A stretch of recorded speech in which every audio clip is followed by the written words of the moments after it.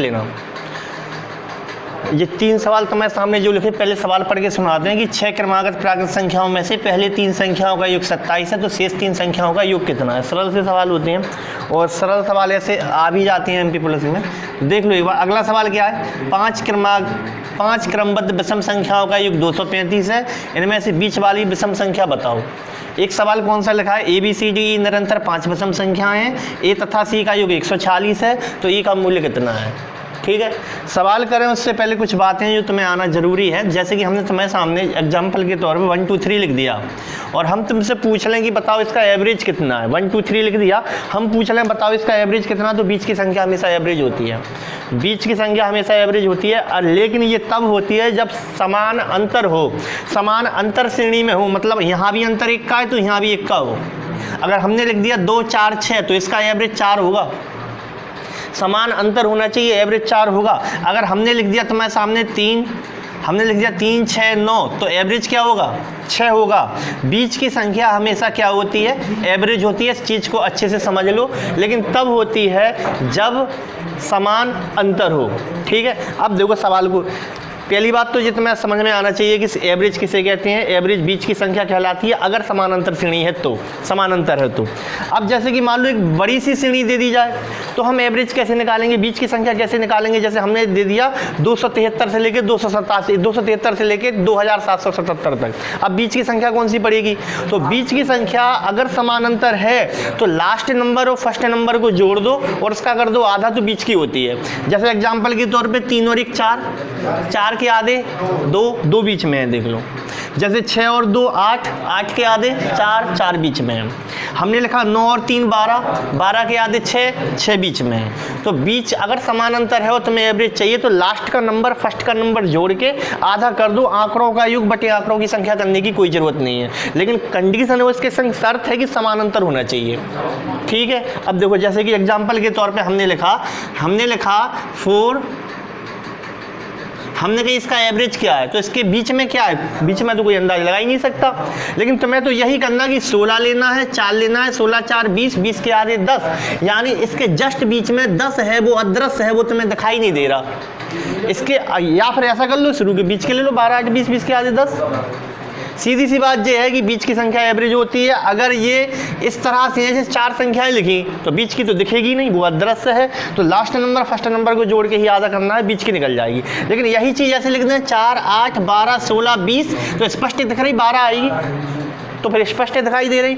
तो 20 और 4 24, 24 के आधे 12 लिखे भी हैं, देख लो बीच में। बात समझ में आ रही। अब देखो सवाल में ध्यान से, अगर हमने कहा इसका टोटल क्या है तो तुम कहोगे भाई साहब टोटल तो नहीं पता, एवरेज 2 है। हमने कहा एवरेज 2 है, कितनी संख्या होगा, तुमने कहा 3 संख्या होगा। अगर 3 संख्याओं का एवरेज 2 है तो योग कितना हो जाएगा, 6। हमने कहा इसका टोटल कितना है, तुमने कहा भाई साहब टोटल तो नहीं पता, एवरेज 12 है। हमने कहा कितनी संख्याओं का एवरेज 12 है, तुम कहोगे 1 2 3 4 5 संख्याओं का एवरेज 12 है। अगर 5 का एवरेज 12 है, एवरेज का मतलब बराबर बराबर अपन मान के चलते हैं, तो एवरेज अगर 12 है और 5 संख्या है तो टोटल 60 हो जाएगा। इसको जोड़ के देख लेना, 60 ही आएगा। एवरेज में अगर संख्याओं का गुणा कर दोगे तो टोटल आ जाएगा। तो एवरेज निकालना आना चाहिए कि बीच की संख्या एवरेज होती है, लास्ट की और फर्स्ट की जोड़ के आ जाती है। और अगर उस बीच की संख्या में कुल संख्याओं का गुणा कर दोगे तो योग आ जाता है। क्लियर है। अब देखो सवाल में, जैसे कि हमें सवाल दिए एक एक लाइन के हो जाएंगे। 6 क्रमागत प्राकृत संख्याएं वे होती हैं जो गिनने में यूज करते हैं। 1 2 3 4 5 6 7 8 9 10, ये प्राकृत संख्या। अब अगर 6 क्रमागत हैं यानी क्रम से है, 6 क्रमागत प्राकृत संख्याओं में पहली 3 संख्याओं का 127 है। प्राकृत का मतलब वे संख्याएं जिन्हें गिनने में यूज करते हैं 1 से लेकर अनंत तक। लेकिन 6 क्रमागत जो संख्या है वो 1 से शुरू नहीं है, उसने ऐसी कहीं नहीं कि 1 से है। हो सकता 13 से शुरू हो सकता 23 से शुरू हो, लेकिन उसने एक लाइन लिखी है कि पहली 3 संख्याओं का योग 27 है। हम तुमसे पूछ रहे हैं पहली 3 संख्याएं हैं, मान लो 5 6 संख्याएं, 1 2 3 4 5 6, और शुरू की जो 3 है इनका योग 27 है। अगर 3 संख्याओं का योग 27 है तो 3 संख्याओं एवरेज कितना है, 3 संख्याओं का टोटल 27 है, कोई ये बताओ कि एवरेज कितना है। 3 का भाग दे दो ना, आंकड़ों का योग बटे आंकड़ों की संख्या, यही तो एवरेज होता है। अगर 3 संख्याओं का टोटल 27 है तो एवरेज 9 है।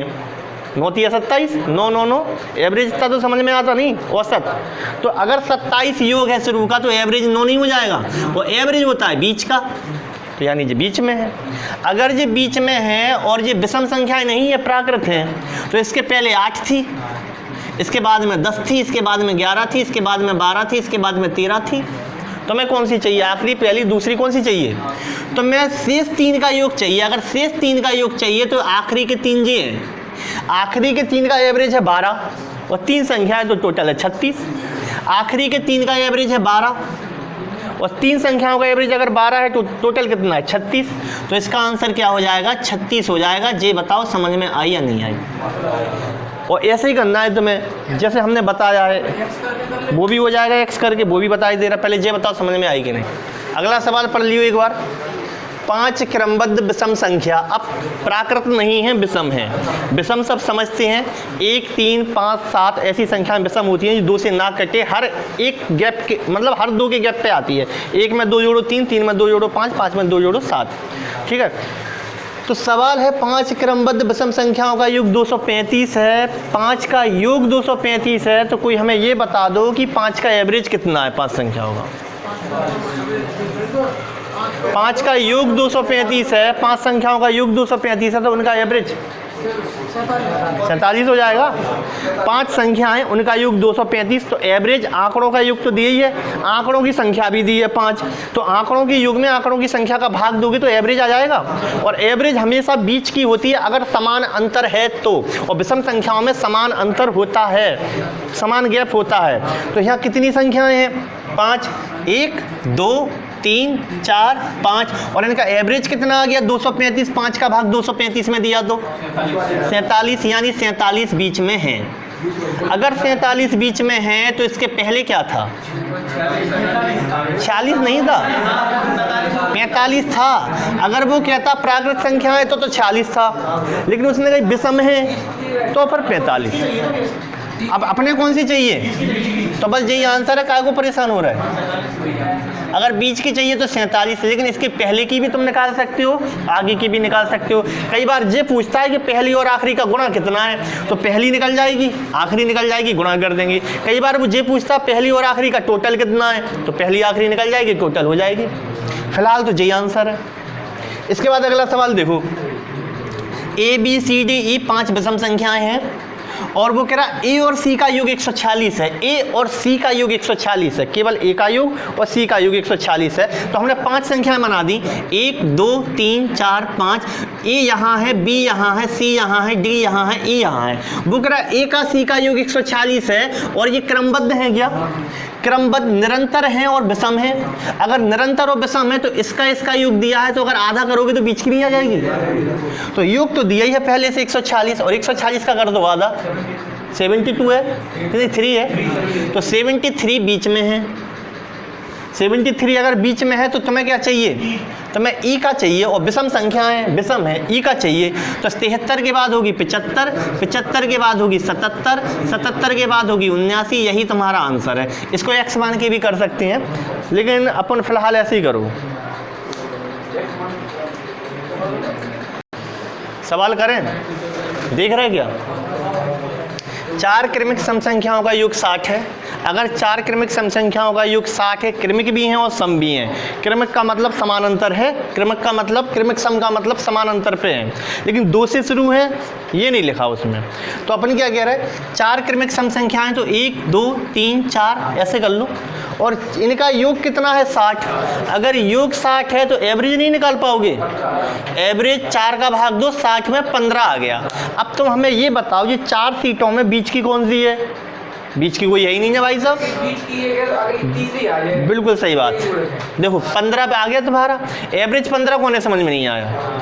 योग 60 है, एवरेज 15, यानी 4 संख्याएं, योग 60, तो एवरेज 15 ही तो हो गया। अगर एवरेज 15 है तो मतलब बीच में, अगर बीच में है तो 4 सीटों की बीच की सीट कौन सी है? कोई नहीं है इसमें। तो बीच की तुम इसे कहोगे तो इस तरफ 2 हो गई, बीच की तुम इसे कहोगे तो उस तरफ 2 हो गई। तो कभी भी अगर 4 संख्याएं हैं तो बीच की संख्या अदृश्य रहती है। मतलब 15 कहाँ है? यहाँ 15 यहाँ है। अगर 15 यहाँ है तो अगली 16 है, पहले की 14 है। इधर हो जाएगा क्या 18 और इधर क्या हो जाएगा 12। यहाँ तक समझ लो। पहले तो तुम्हें जी निकालना आ जाएगी संख्याएं हैं कौन सी। क्या संख्या निकालना आ गया? अगर संख्या निकालना आ गया तो फिर सवाल पे चलो आगे। सवाल क्या लिखा है? फिर सवाल में लिखा वर्गों का योग बताओ, तो तुम कैसे करोगे? 12 12 में 144, 14 14 में 16 16 में 18 18 में जोड़ दोगे। फिर लिखा है घनों का योग बताओ, तो घन करके जोड़ोगे। लेकिन ये तो 4 संख्याएं, तो तुमने घन करके वर्ग करके जोड़ भी दिया। जी मान लो 20 संख्याएं होती, मान लो यहाँ वो 4 की जगह 20 लिख दे, क्या तो वर्ग करके कौन जोड़ेगा फिर इतने सारे? पहली बात तो सादे ही नहीं जोड़ेगा, वर्ग करके तो दूर की बात है। तो अपन क्या करेंगे, इसके लिए तुम्हें याद रखना है जो हम तुम्हें सामने लिख रहे हैं 2 फॉर्मूले। पहला फॉर्मूला है इसमें, जैसे कि इसमें है प्रथम n प्राकृत संख्याओं के वर्गों का योग निकालने के लिए जो फॉर्मूले का यूज करते हैं, प्रथम लिखा है यानी 1 से चालू होगा, प्रथम प्राकृत यानी 1 से चालू होगा, तो 1 का स्क्वायर प्लस 2 का स्क्वायर प्लस 3 का square dot dot dot dot dot dot n का स्क्वायर। इसके लिए फॉर्मूला है n plus 1 2n plus 1 upon में 6, इस फॉर्मूले से होगा। ठीक है। और अगर लिख दिया जाए प्रथम n प्राकृत संख्याओं के घनों का योग। अब घनों का योग निकालने के लिए कौन सा फॉर्मूला है? तो घनों का योग निकालने के लिए 1 क्यूब 2 क्यूब 3 क्यूब। ऐसी कंडीशन में तुम्हें पास फॉर्मूला है n प्लस 1 बटे में 2 इस पूरे का होल स्क्वायर। इसको थोड़ा सा सिद्ध करके देख ले रहा है क्या ये फॉर्मूला सचमुच में सही है या नहीं। n यहाँ लास्ट नंबर होता है। जैसे मान लो तुम्हें 3 तक का जोड़ना है, तो 1 का स्क्वायर 1, 2 का स्क्वायर 4, 3 का स्क्वायर 9, तो कितना आना चाहिए? 9 10 4 14। फॉर्मूले में कैसे रखोगे? 3 संख्याएं जोड़ी, कुल संख्याएं 3 है, तो 3 रखोगे, फिर 3 और 1 4 रखोगे, फिर 3 दूनी 6 1 7 रखोगे, बटी में 6 करोगे, 3 दूनी 6 2 दूनी 4 2 7 14 आ रही 14। यानी ये फॉर्मूला सत्य है, तुम्हें ये रटना है। ये कब काम में आएगा? जब ये 4 संख्याएं की जगह मान लो 40 संख्याएं कर दे और 40 संख्याओं को वर्ग करके जोड़ना है, तो फिर यही फॉर्मूला काम में आएगा तुम्हें। अभी तो 4 संख्याएं तो तुम उंगलियों पे भी जोड़ दोगे, 40 हो जाती तो फिर दिक्कत होती। तो ये फॉर्मूला तुम्हें याद रखना है, कैसे करके याद करो। अच्छा, अगली चीज़, इसके लिए कौन सा फॉर्मूला घन वाले के लिए? जे लिखा है n प्लस 1 बटे 2 का होल स्क्वायर। और याद रखना दोनों जगह प्राकृत है, सम नहीं है, प्राकृत संख्याओं को जोड़ने का है। अब इसमें क्या करोगे तुम? जैसे मान लो 1 का क्यूब 1, 2 का क्यूब 8, 3 का क्यूब 27 है, तो इसका टोटल कितना आ रहा है? 36। अच्छा, इसमें मान लो 3 संख्याएं होती तो 3 इंटू 3 और 1 4 बटे में 2 होल स्क्वायर, तो 2 दूनी 4 और 2 3 6, 6 का स्क्वायर 36। तो ये तब यूज करना है जब बड़ी सी कोई संख्या, मतलब 10 संख्या 12 संख्या घन करके जोड़ना है, तो इसका यूज करना है। और याद रखना ये फॉर्मूला केवल 1 से चालू हो तब लगता है, ये फॉर्मूला 1 से चालू हो तब लगता है। प्रथम प्राकृत संख्याएं हैं यहाँ पे। अब सवाल देखो, इस सवाल को कैसे करें? तो मैं इसे वर्ग करके जोड़ना है, तो ये तो सरल ही है, हाल के हाल तुम वर्ग कर दोगे और जोड़ भी दोगे। फॉर्मूला नहीं भी याद है तो भी हमें कोई परेशानी नहीं है। 12 का वर्ग करोगे, 18 तक तो याद ही है वैसे ही वर्ग, तो वर्ग करके जोड़ दोगे। लेकिन अगर बड़ी सी संख्या है तो फॉर्मूले ही लगाओगे, अभी तो जरूरत नहीं है इसकी। अच्छा, इसमें कैसे लगाएं वो बताई दे रहा है। इसी वाले सवाल में कैसे लगाएं? संख्या ये निकाल ली तुमने, अब इस संख्या को तुम्हें इस फॉर्मूले से करना मान लो, तो फॉर्मूले से कैसे करोगे वो देखो। 12 दिया है प्लस 14 दिया है प्लस 16 दिया है प्लस 18 दिया है। 12 में कुछ कॉमन आ रहा, सब में 2, तो जी हो गया 2 छिक्के। अच्छा, 12 का वर्ग करके जोड़ना है, इसका वर्ग कर लो, इसका वर्ग कर लो, इसका वर्ग कर लो, इसका वर्ग कर लो।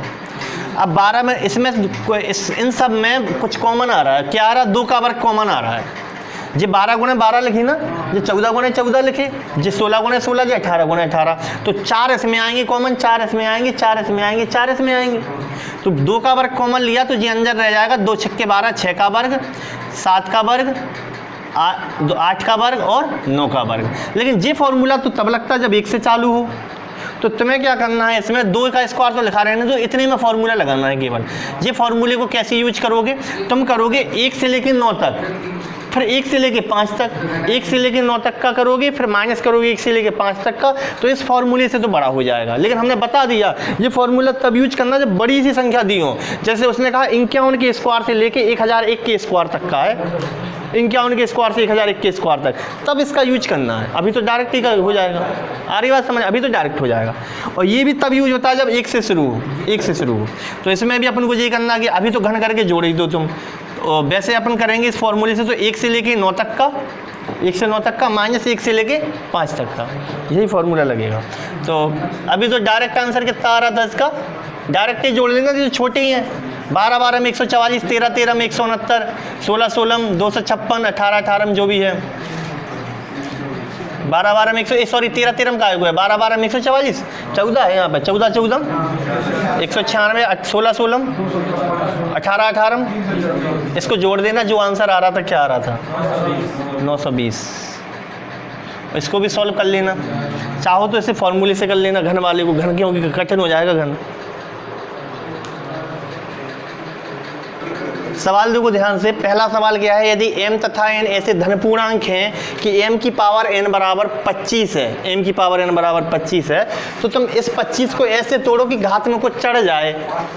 तो इसको ऐसे तोड़ो, इस 25 को जब तुम तोड़ोगे तो तुम लिखोगे इसको 5 की पावर 2। तो इसका मतलब तुलना करने पर पाया कि m बराबर तो 5 है और n बराबर 2 है, ये तुमने तुलना करने पर पा लिया। अब तुमसे पूछा क्या है, वो कह रहा है n नीचे m ऊपर, तो n नीचे m ऊपर करोगे तो इसका आंसर क्या आएगा, n की जगह रखो 2 और m की जगह रखो 5, तो 2 की पावर 5 क्या होता है 32, तो इसका उत्तर हो जाएगा 32 आंसर। तो इसका आंसर 32 है, पहला वाला हो गया।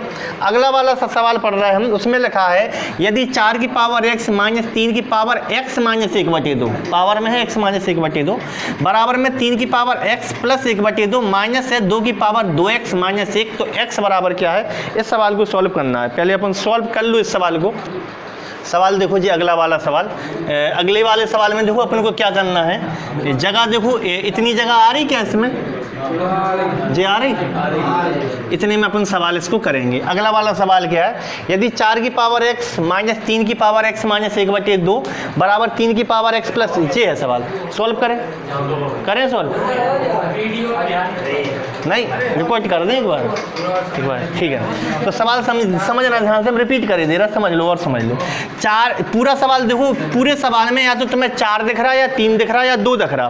तो ऐसे सवाल में जब घात पावर में चढ़ी हो तो हम आधार समान बना लेते हैं। तो पहली नज़र में हमने ये देखा घात कहीं भी नीचे नहीं है, हर जगह पावर में है। तो हमारा पहला टारगेट तो सवाल देखते ये बनेगा कि आधार 1 से होने चाहिए, और आधार 1 से तुम 3 को 2 नहीं बना सकते ना, 2 को 3, लेकिन इस 4 को तो 2 बना सकते हो। तो आधार 1 से बन जाएंगे कैसे, 3 और 2 में सवाल चला जाएगा पूरा, तो हम 3 और 2 में ले जा रहा सवाल। इस 4 को लिखा हमने 2 की पावर 2x, क्या लिख सकते हैं माइनस लिखा है तुम्हारा, इसको लिखा हमने 3 की पावर x माइनस 1/2, ज्यों का त्यों उतार दिया, और बराबर में क्या लिखा है 3 की पावर x प्लस 1/2, इसको भी ज्यों का त्यों लिख दिया। माइनस क्या है 2 की पावर 2x माइनस 1। अब हम सोच रहे हैं 2 वाले एक तरफ कर लो, 3 वाले एक तरफ कर लो, वही काम किया हमने। तो 2 की एक तरफ, 3 की एक तरफ, तो इस ये जो लिखा है इस तरफ लाए, हम इस तरफ लाओ तो ये हो जाएगा 2 की पावर 2x, और ये माइनस में है ना, तो इस तरफ आगे काय में हो जाएगा प्लस में, प्लस में क्या हो जाएगा 2 की पावर 2x माइनस में 1, और जे माइनस वाला उस तरफ ले जाओ तो क्या हो जाएगा 3 की पावर x प्लस 1/2, और प्लस की क्या हो जाएगा 3 की पावर x माइनस 1/2। अब सवाल में यहाँ पे आके रुक गए हम, तो हम सोच रहे हैं दोनों में कुछ कॉमन आ जाता तो ज़्यादा अच्छा रहता। जे भी 2 की पावर 2x, जे भी 2 की पावर 2x, और यहाँ पर देखो 3 की पावर x यहाँ भी है, यहाँ भी है, तो कॉमन कैसे निकलता है ऐसी कंडीशन में देखना। इसको लिखो तुम 2 की पावर 2x, और घातों में घट रही, घातें घटी हैं, तो ये तब हुआ होगा जब भाग में घातें घटती हैं। तो 2 की पावर 2x बटे 2 की पावर 1, इसको हमने घुमा फिरा के ऐसे लिख दिया। तो इसका मतलब ये नहीं है 2 की पावर 2x माइनस 1 बराबर में यहाँ पे 3 की पावर x इंटू 3 की पावर 1/2, गुणा में घातें जुड़ती हैं तो इसको ऐसे तोड़ दिया, और प्लस क्या है 3 की पावर x बटे में 3 की पावर 1/2, ये माइनस में है इसलिए इसको ऐसे तोड़ दिया। पहले 2 पद में 2 की पावर 2x कॉमन है तो हमने वो बाहर निकाल दिया, 2 की पावर 2x को हमने बाहर निकाल दिया, अंदर बचा 1 प्लस 1/2। यहाँ से 3 पहले पद में और दूसरे पद में कॉमन है 3 की पावर x, तो अब 3 की पावर x बाहर निकाल दिया, तो अंदर रह गया है 3 की पावर 1/2, 3 की पावर 1/2 प्लस में 1/3 की पावर 1/2।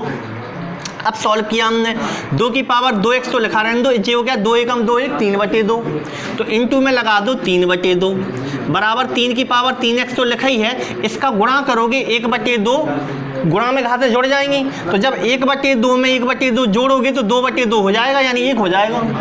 तो ये हो गया 3 और 1 4, इंटू में लिख दो 4/3 की पावर 1/2, सही है। इसके बाद सवाल को आगे करो, तो सवाल में क्या है कि x की एक तरफ कर लो, बिना x के एक तरफ कर लो, तो जे है एक x का 2 की पावर 2x और जे है 3 की पावर 3x, इस तरफ आएगा तो 2 की पावर 2x बटे 3 की पावर 3x हो जाएगा ऐसे, ये सॉरी ये 3 की पावर x है, गलती से लिख दिया, 2 की पावर 2x बटे 3 की पावर x है।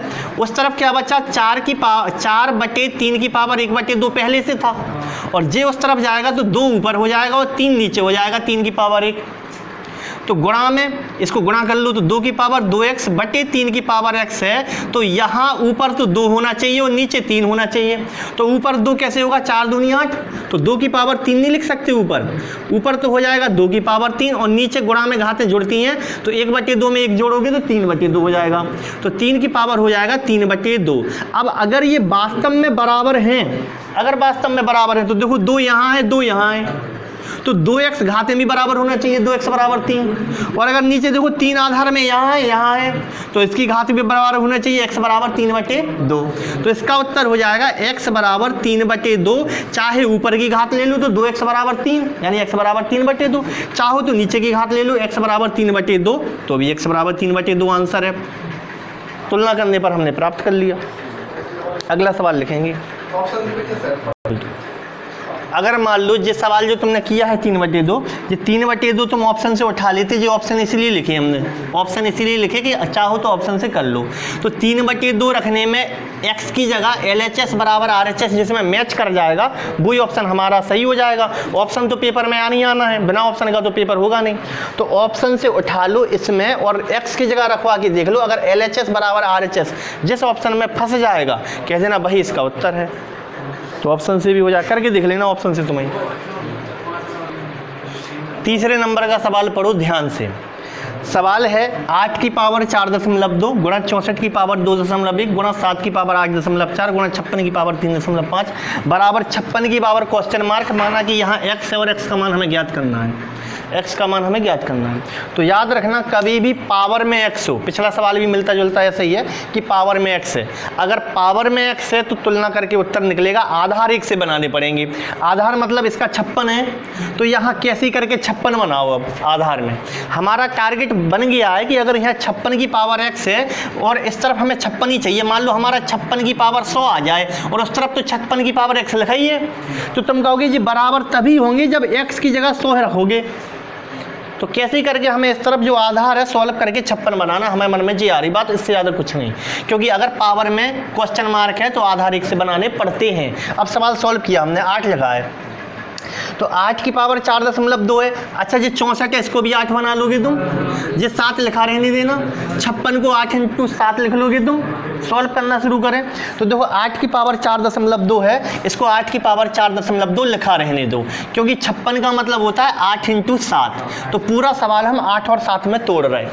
पूरा सवाल 8 और 7 में तोड़ रहे हैं, तोड़े, जी हो गया 8 की पावर 4.2, जी हो गया 8 की इंटू लगा दो 8 की पावर 2, 64 का मतलब 8 की पावर 2, ऊपर है 2.1, तो 21 दूनी 42 4.2, तो इंटू 8 की पावर 4.2, फिर इंटू लगा दो।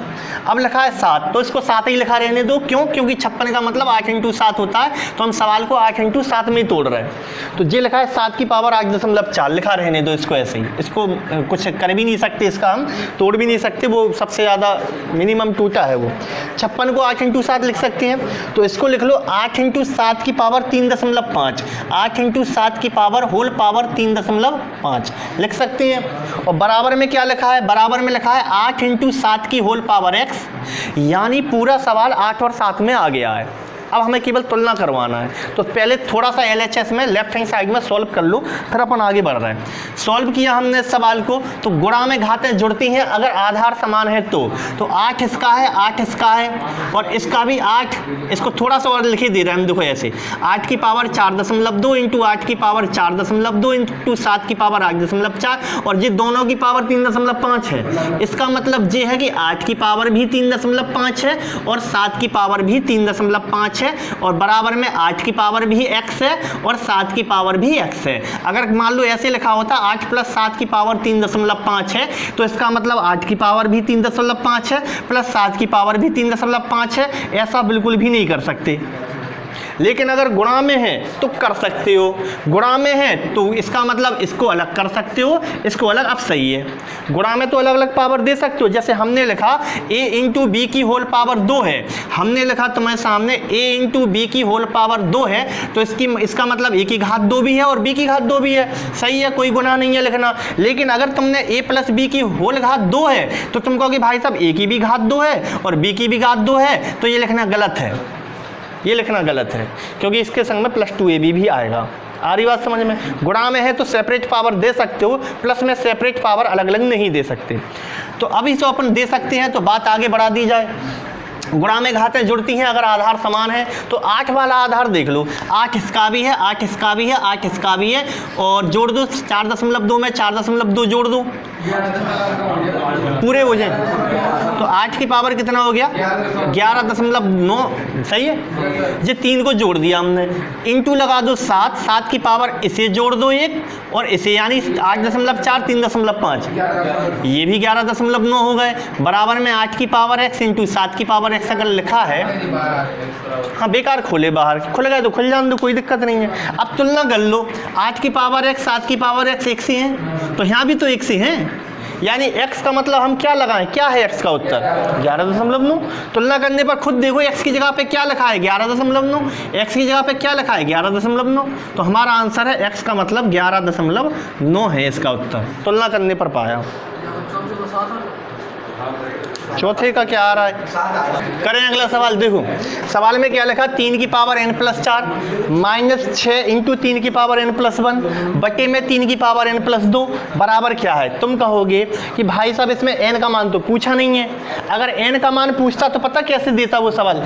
जो हमें मन में विचार आ रहा है उन विचारों को पकड़ने की कोशिश करना। हम मन में सोच के आ रहा है, हम ये सोच रहे हैं कि अगर वो ये पूछ लेता n बराबर क्या है तो RHS में कुछ लिख के देता, 50, 100, 150, 1000 कुछ तो देता, तभी तो हम तुलना करवा दे उसकी। अब ऐसे, अब देखना ध्यान से, उसने इस बार इसके बराबर में कुछ दिया नहीं तो n का मान पूछ भी नहीं रहा। अगर वो n का मान नहीं पूछ रहा, उसने ऐसा सवाल छाप दिया, तो इसका मतलब ये होता है, इसका मतलब क्या होता है, इसका अर्थ क्या लगाओगे? इसका अर्थ ये है कि n का मान दुनिया में कुछ भी रख दो, सबसे एक ही समान उत्तर आएगा। चाहे तुम 0 रख दो n का मान, तब भी वही उत्तर आएगा। चाहे तुम 1 रख दो, चाहे 2 रख दो, चाहे 3 रख दो, चाहे 4 रख दो, चॉइस तुम्हारे हाथ में।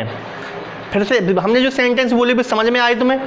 इसने n का मान नहीं पूछा जी, इसने ऐसे सवाल लिख के कह दिया बराबर में क्या आएगा। इसका अर्थ यह हुआ कि n का मान दुनिया में कुछ भी रख देना तुम, उस सभी से आंसर सेम आएगा। हमने सवाल सॉल्व किया कैसे?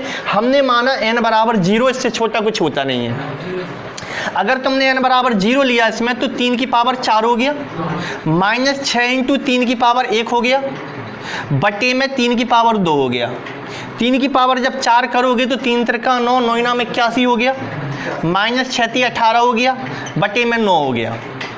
अब क्या करोगे? 81 में 18 कम करो, 63 बटे में 9 हो गया, तो 9 से 7, तो इसका आंसर क्या आ गया? 7 है। समझ में आ गया? हमने जो सेंटेंस बोले थे, क्या बे सेंटेंस तुम्हें समझ में आए? इसमें 7 आ रहा कि नहीं आ रहा? दिख नहीं रहा? चलो ठीक है। अब इसी सवाल को फिर से कर रहा है, तुमने जो इसकी विधि और डिटेल करना है तो देखो हम कर चुके। सेकंड नंबर का जो सवाल किया था वही मिलती जुलती विधि इसकी है, हम साइड में कर रहे हैं, देखने की कोशिश करो। क्यों नहीं आएगी? देखो ध्यान से, अब देखो ध्यान से हम कर क्या रहे हैं। गुणा में लिखा है, गुणा में, तो हमने इसको लिख दिया 3 की पावर n इंटू 3 की पावर 4। क्या नहीं लिख सकते? क्योंकि गुणा में घातें जुड़ती हैं, इसको तोड़ दिया हमने। माइनस लगा है, माइनस लगा दिया, 6 लिखे हैं 6 लिख दिया, इंटू में 3 की पावर n इंटू 3 की पावर 1, तो इंटू 3 की पावर n इंटू 3 की पावर 1 बटे में लिख दो, बटे में क्या है 3 की पावर n इंटू 3 की पावर 2 बराबर क्वेश्चन मार्क। ऊपर से कॉमन लिया, कुछ कॉमन है पहले पद में और दूसरे पद में। पद किसे कहती है, जहाँ प्लस या माइनस लग जाए वहाँ फैमिली अलग हो जाती है, पद अलग हो जाता है, तो कॉमन हमेशा पद में निकलता है। तो पहली फैमिली और दूसरी फैमिली में कुछ कॉमन है, 3 की पावर n तुमने कॉमन जैसे ही निकाला, 3 की पावर n कॉमन है और भी 3 की पावर 1 लिखा रहने दो, हमें उससे मतलब नहीं है, उसको अंदर ही फंसा रहने दो। लेना हो तो ले लो, मना नहीं कर रहा, लेना हो तो ले लो, उससे भी कोई दिक्कत नहीं आएगी। 3 की पावर n बाहर निकाली तो 3 की पावर 4 बचा, 3 की पावर 4 माने 81 माइनस जे 3 छिंग 18 और नीचे क्या रह गया 3 की पावर n इंटू 3 की पावर 2, 3 की पावर n कट गया, 81 में से 18 गया, कितना बचा 63 बटे 9, आंसर क्या आया 7। तो ऐसे भी हो जाएगा। लेकिन जे वाली जो बात हमने बोली है उस सवाल वाले का अर्थ ये रहता है कि तुम n की जगह कुछ भी रख दो दुनिया में, 0 नहीं 1 रख दो तब भी यही आंसर निकलेगा, और 2 रख दो तब भी यही निकलेगा, करके देखना इसे। लेकिन छोटी रखो ना, बड़ी क्यों रखें। सवाल समझो, सवाल क्या है, एक बड़े से कवर में अंडर रूट में, बड़े से अंडर रूट में 8 माइनस 2 और छोटे से अंडर रूट में 15 लगा है। वो कह रहा है इसको सॉल्व करके कितना आएगा, मतलब इसको सरल करेंगे तो कितना आएगा, रूट वूट हटा के क्या आएगा। और दूसरा ये ऑप्शन दी है, 4 ऑप्शन दी है तुम्हारे सामने। अगला सवाल है कि बड़े से कवर में 3 प्लस छोटे से कवर में 5 है, इसको सॉल्व करने पर क्या आएगा, ये 4 ऑप्शन इसमें दिए हैं। ठीक है, तो ये सवाल पहले का आंसर कौन का आया, पहले का आ गया मुकुल। पहले वाले सवाल में अपन ने सॉल्व किया है, अगर तुम्हें नहीं आया तो देख लेना, जो नहीं आया था उस दिन कोई वीडियो में डला है, कौन से नंबर का है जी हमें नहीं पता, लेकिन डला है। इसको सॉल्व कैसे करते हैं, विधि भी बताई थी और ट्रिक भी बताई थी। अभी हम फिलहाल ट्रिक से ही काम चलाएंगे, विधि नहीं कर रहे सॉल्व। तो इसकी ट्रिक क्या थी कि पहले तो ये शकल याद करनी पड़ेगी तुम्हें इस सवाल की। एक ऐसी शकल होती है कि एक बड़ा सा कवर होता है, उसके अंदर लिखी होती है एक संख्या, फिर लिखा होता है या तो प्लस या फिर माइनस, फिर लगे होते हैं 2 और फिर लिखी होती है एक संख्या। अगर कभी भी ऐसा सवाल आ जाए तो इसको ऐसे तोड़ते हैं 2 संख्याओं में, 2 संख्या फर्स्ट और सेकंड में, कि गुणा करने पर तो जे आ जाए, और यही चीज़ें जोड़ने पर, यही चीज़ों को जोड़ने पर जे आ जाए। जोड़ने पर चाहे प्लस लगा हो तब भी जोड़ने पर, और माइनस लगा हो तब भी जोड़ने पर। ठीक है, तो सवाल हमने किया इस 15 के लिए, हमने 15 को तोड़ा ऐसे 2 भागों में कि 8 आ जाए, वर्ग करके जोड़ने पर नहीं, जोड़ने पर नहीं, वर्ग मतलब जोड़ने पर, मतलब उसका अंडर रूट का वर्ग करके जोड़ने पर। तो अभी तुम जोड़ने पर ही लगा रहने दो। जैसे मान लो इस 15 को हमने तोड़ा तो 5 और 3 में टूटा, 5 और 3, 5 और 3, 5 3 15 भी होते हैं, और 5 और 3 8 भी होते हैं। तो इसका आंसर हो जाएगा अंडर रूट का 5 माइनस अंडर रूट का 3। अगर माइनस वाला है तो माइनस का उत्तर, और प्लस वाला है तो प्लस का उत्तर। ऐसा क्यों हो जाता है कि ऐसा तोड़ के उसका उत्तर निकल जाता है, तो रिवर्स करके देख लियो, अगर तुम नहीं आए तो उस दिन तो देख जरूर लेना, क्योंकि इंपॉर्टेंट सवाल बहुत ज़्यादा है। ठीक है, तो अभी तो डायरेक्ट ही सॉल्व कर रहा है, ये इसकी ट्रिक है। अगर प्लस चिन्ह लगा होता तो यहाँ प्लस हो जाता। अगला सवाल किया हमने, अगले सवाल में हमें इस शकल का बनाना है कि एक संख्या लिखी हो, फिर प्लस या माइनस लगाओ, फिर 2 लिखाओ यहाँ, लेकिन यहाँ 2 नहीं है। दिक्कत ये है कि यहाँ 2 नहीं है। जो चीज़ गणित में नहीं होती है वो हमारे हाथ में होती है, कि हम ले आएंगे थोड़ी देर में। कैसे ले आएंगे कि यहाँ मन से हम 2 का गुणा कर देंगे, और मन से कोई चीज़ होती नहीं है। अगर मन से ऊपर गुणा किया, कोई कहेगा ये कहाँ से आए, तो बटे में और लगा दो। कोई पूछे ये कहाँ से आए, कहना कहीं से नहीं आए, काट दो। तो मतलब हमारे ऊपर कोई उंगली ना उठा पाए कि ये कहाँ से आए, बटे में 2 लगा दिया, अंश और हर में 2 का गुणा कर दिया। इससे फायदा क्या मिला, इस 2 का गुणा यहाँ कर दो, 2 3 6। तो ये सवाल ऐसा बन जाएगा, अंडर रूट में 6 प्लस 2 अंडर रूट में 5, और जो बटे में 2 है वो पूरे के बटे में 2 है, तो बटे में अंडर रूट 2 अलग कर दो। अब गौर से देखो, ऊपर का पोर्शन वही नहीं बन गया, एक बड़े से कवर में संख्या, फिर प्लस या माइनस लगाया, फिर 2 लिख के एक छोटे से कवर में संख्या, बन गई वही चीज़। अब तोड़ो, इस 5 को ऐसे तोड़ना कि जोड़ने पर 6 आ जाए, 5 एकम 5। और एक चीज़ और बता रहे, जब माइनस वाला हो तो बड़ी संख्या पहले लिखा करो और छोटी संख्या बाद में लिखा करो। लेकिन अगर प्लस वाला हो तो चाहे छोटी लिख दो पहले, चाहे बड़ी लिख दो पहले, उससे कोई असर नहीं पड़ेगा। तो तुम तो ये कह रहे भाई साहब सीधी बात बड़ी ही लिया करो, चाहे प्लस हो चाहे माइनस। तो इसमें हमने तोड़ा 5 एकम 5, तो 5 और 1 6 भी होता है। तो ऊपर वाले का जो आंसर आ गया, ऊपर वाले इतने पोर्शन का, वो आ गया अंडर रूट का 5 प्लस अंडर रूट का 1, और बटे में क्या लिखा है अंडर रूट का 2। इसका मतलब इसके भी बटे अंडर रूट 2, इसके भी बटे अंडर रूट 2, यानी आंसर हो गया चौथा अंडर रूट के 5 बटे में अंडर रूट का 2 प्लस का अंडर रूट के 1 बटे में अंडर रूट का 2। चाहो तो इसे एक कबर में लिख दो, अंडर रूट के 5 बटे में 2 अंडर रूट का 1 बटे में 2, तो ये चौथा वाला आंसर हो जाएगा इसका। ये सवाल इंपॉर्टेंट है, इसकी पूरी विधि करिए अपन, देख लेना, ढूंढ लेना कौन से वाले उसमें है। सवाल समझो क्या है। पहला सवाल देखो, 1/20 plus 1/30 plus 1/42 plus 1/56 plus 1/72 plus 1/90, अगर ऐसी लंबी सी भिन्न है तो वो तुमसे भिन्न नहीं करवा रहा, तुमसे एलसीएम नहीं लवाना चाहता। तुम सोच रहे एलसीएम लवाना चाह रहा, नहीं, वो तुमसे ये ऐसे सवाल में एक सीरीज बनती है और सीरीज कटती जाती है बीच में। कैसे बनती है सीरीज, ध्यान से सुनना। इस 20 को ऐसे तोड़ो, इस 20 को ऐसे तोड़ो कि जहाँ ख़त्म हो 30 वहीं से शुरू हो। कहने का मतलब जैसे कि 4 पंचे 20 है तो 5 से शुरू, 5 छक्का 30 है, फिर 6 7 42, 7 8 56, 8 9 72 और 9 10 90।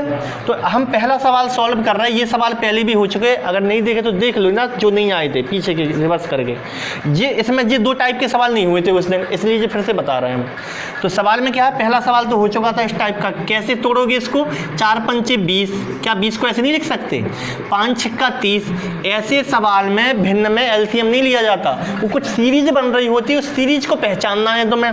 तो 4 5 5 6, अब बन रही 6 7, देखो अब क्या बन रही 7 8, अब क्या बन रही 8 9, इसके बाद 9 10। ठीक है, अब देखना, याद रखना, जो यहाँ पे अंतर है वो ऊपर आना चाहिए। आ रहा है क्या, आ रहा तो बढ़िया बात है। तो लिखो इसको 1/4 माइनस 1/5, यानी जब इसको सॉल्व करोगे तो 1/20 ही आएगा। कैसे, 5 में से 4 गया 1, हमने पहले चेक कर लिया था, अंतर 1 आएगा। तो 5 में से 4 गया 1, 1/20 ही तो बन रहा, यानी इसको ऐसे नहीं लिख सकते। और इसको कैसे लिखोगे, 1/5 माइनस 1/6, ताकि 6 में से 5 जाएगा 1, 1/30 बनेगा। इसको लिखोगे 1/6 माइनस 1/7, इसको लिखोगे 1/7 माइनस 1/8, इसको लिखोगे 1/8 माइनस 1/9, इसको लिखोगे 1/9 माइनस 1/10। अब कहानी देखो, यहाँ पे 1/5 कटा, बचा क्या रह गया है, 1/4 माइनस 1/10। सॉल्व करो तो 10 में से 4 जाएंगे 6, 6/40, काटा पीटी करो थोड़ी सी तो 3/20। ये आंसर है 3/20। तो हमारा आंसर है 3/20, इसका आंसर 3/20। तो इस सवाल में तो कोई दिक्कत इसलिए नहीं थी क्योंकि हर में जो अंतर है वो ऊपर मैच कर रहा था। सीरीज जब तुमने बनाई तो हर का जो अंतर है 2 संख्याओं का, वो ऊपर मैच कर रहा था। अगले 2 सवालों में जो हर में सीरीज बन रही है उसका अंतर ऊपर मैच नहीं कर रहा, इसलिए थोड़ा सा कष्ट हो गया है। कैसे करवाएंगे, लेकिन सही बात है करवाना पड़ेगा उसमें। कैसे देखो समझो, अगला सवाल हम सॉल्व कर रहे हैं, देखना ध्यान से। अगले सवाल में क्या किया हमने, इसमें सीरीज तोड़ना, जहां पे खत्म वहीं से शुरू, जहां पे खत्म वहीं से शुरू होना चाहिए। कैसे तोड़ोगे, 5 7 35, 7 9 63, 9 गुणे 11, 11 गुणे ऐसे जाएगी। तो सवाल को हम तोड़ रहे हैं, थोड़ा सा देखना। तो दूसरे सवाल को 5 7 35 प्लस 7 9 63 प्लस 9 गुणे 11 प्लस 11 गुणे 13 प्लस 13 गुणे 15। कुल मिला के गौर से देखो, 2 2 का गैप जा रहा, यहाँ जाना चाहिए था 1 का, क्योंकि ऊपर 1 लिखा है, जा रहा 2 का। तो ले चलो पहले, फिर सोचते हैं कुछ। 1/15 इंटू 17। यहाँ तक जब तुम आ गए तो तुम देखोगे 5 और 7 का अंतर ऊपर होना चाहिए, लेकिन ऊपर तो 1 है। क्या किया जाए, अब इसको तोड़ देते हैं थोड़ी देर को 1/5 माइनस 1/7 में। लेकिन जब इसे सॉल्व करोगे तो 1/35 नहीं आके 2/35 आएगा, क्योंकि अंतर 2 का है। इसको अगर तुम तोड़ दोगे 1/7 माइनस 1/9 में तो आना चाहिए था 1/63, लेकिन आएगा 2/63। तोड़ दो थोड़ी देर के लिए, तोड़ दो, ऐसे कर दो पहले।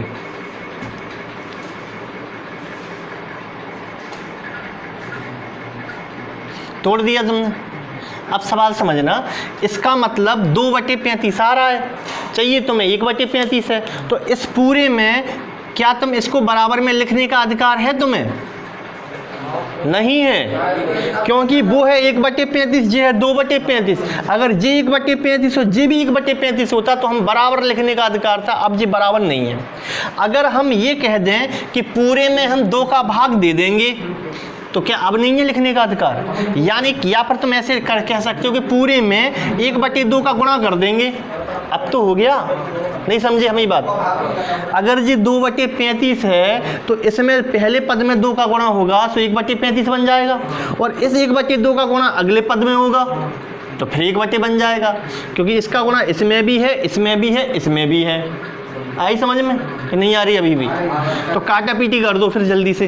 1/2 का गुणा काय कर दो, इसलिए ताकि ये 1/5 माइनस 1/7 है, ये 2/35 बन रहा है मन से।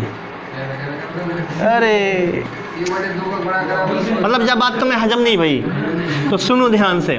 तुम्हें लगाना है बराबर का चिन्ह, बराबर का चिन्ह, और ये बराबर तब तक नहीं लगेगा जब तक ये 1/35 ना हो जाए, और ये है 2/35, और ये होना चाहिए 1/63, ये है 2/63।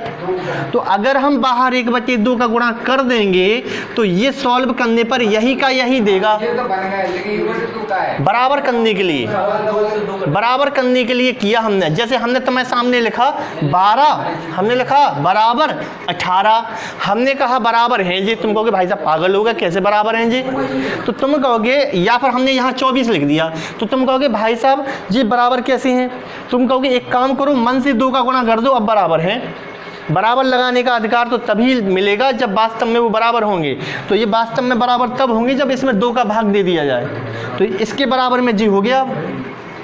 काटा पीटी करने के बाद जो बचा रह गया तुम्हारे सामने, वो बचा रह गया केवल 1/2 इंटू में क्या रह गया 1/5 माइनस रह गया 1/17। तो 17 में से 5 गए 12, तो 1/2 इंटू 12 बटे में क्या आ जाएगा 17 पंचे 85, 2 से 12 कटे 6 बार, तो आंसर है 6/85। क्या ये इसमें आ रहा है? 6/85 आ रहा है, ठीक है, तो बस सही है, 6/85 आ गया इसमें। अब देखो लास्ट सवाल भी इसी कंसेप्ट पे है पूरा। कैसे? 1 और 4 का अंतर 3 है और चाहिए 1 है, तो बाहर 1/2 जो किए हैं ना, अब 1/3 होगा, अब 1/3 होगा। बाकी प्रोसेस सेम है जैसे कि हम करके दिखाई दे रहा है। मिटा के करके दिखा दें? नहीं, हम करके दिखाई दे रहे हैं। देखो ध्यान से देखना इस सवाल में क्या है। इसमें तुमने किया, इसमें अंतर 3 का है, 3 का है, चाहिए कितने का था 1 का, तो इसको लिखो 1/4 1/1 minus 1/4 plus 1/4 minus 1/7 plus 1/7 minus 1/10 plus 1/10 minus 1/13 plus 1/13 minus 1/16। इसके बाहर क्या लिखोगे 1/2 कितना 2 के 3, 1/3, क्योंकि अंतर तुम्हें 3 से 3 कट जाएगा तो वो ही बन जाएगा। तो जे इसके बराबर में तुम्हें ऐसे लिखने का अधिकार है। ठीक है, इसको सॉल्व किया तुमने, क्या रह गया 1/3, अंदर क्या रह गया 1 माइनस 1/16, तो 16 में से 1 गया 15, 1/3 इंटू 15/16। इसका काटा पीटी करी 5/16, तो आंसर क्या है 5/16। तो जी हो गया। ठीक है, तो सवाल इंपॉर्टेंट है, देख लेना इसकी प्रोसेस क्या है।